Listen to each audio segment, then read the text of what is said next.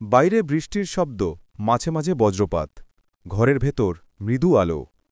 দোস্ত, এই বৃষ্টি আর বিদ্যুতের আলো অন্ধকারে মনে হচ্ছে না চারপাশে ভূত লুকিয়ে আছে? সে তুই আবার শুরু করলি?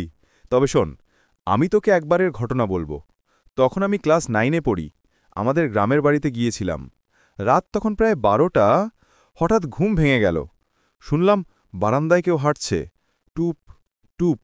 তারপর কি হলো? দরজা ফাঁক করি দেখি সাদা কাপড় পরে লম্বা একটা ছায়া দুলছে। আমি ভয়ে জমে গেছিলাম। পরদিন জিজ্ঞেস করলে সবাই বলল, ওই বারান্দায় নাকি বহুদিন আগে এক বুড়ি মারা গেছিল। বজ্রপাতের শব্দ। দুইজনেই চমকে ওঠে।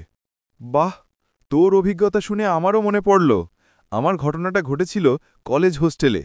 এক রাতে পড়াশোনা করছি, হঠাৎ টেবিলের ওপর রাখা কলম গড়িয়ে পড়ল। আমি নিচে নামিয়ে তুলতে যাচ্ছিলাম, দেখি টেবিলে আগেই আর একটা কলম রাখা আছে, একেবারে একই। মানে? হ্যাঁ, আমি তো তুলিনি, কে রাখল তবে? তারপর পুরো রাত শুনতে পেলাম জানালায় টোকা পড়ছে। সকালে খুলে দেখি বাইরে কাদা মাখা পায়ের ছাপ, কিন্তু সেটা গিয়ে শেষ হয়েছে দেয়ালের সামনে। কোনো মানুষ তো ওভাবে অদৃশ্য হতে পারে না। বাইরে ঝোড়ো বাতাসের শব্দ, জানালা কেঁপে ওঠে।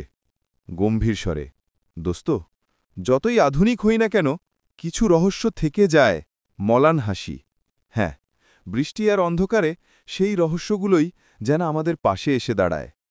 আলো নেভে যায়, কেবল বৃষ্টির শব্দ ভেসে আসে। সমাপ্ত।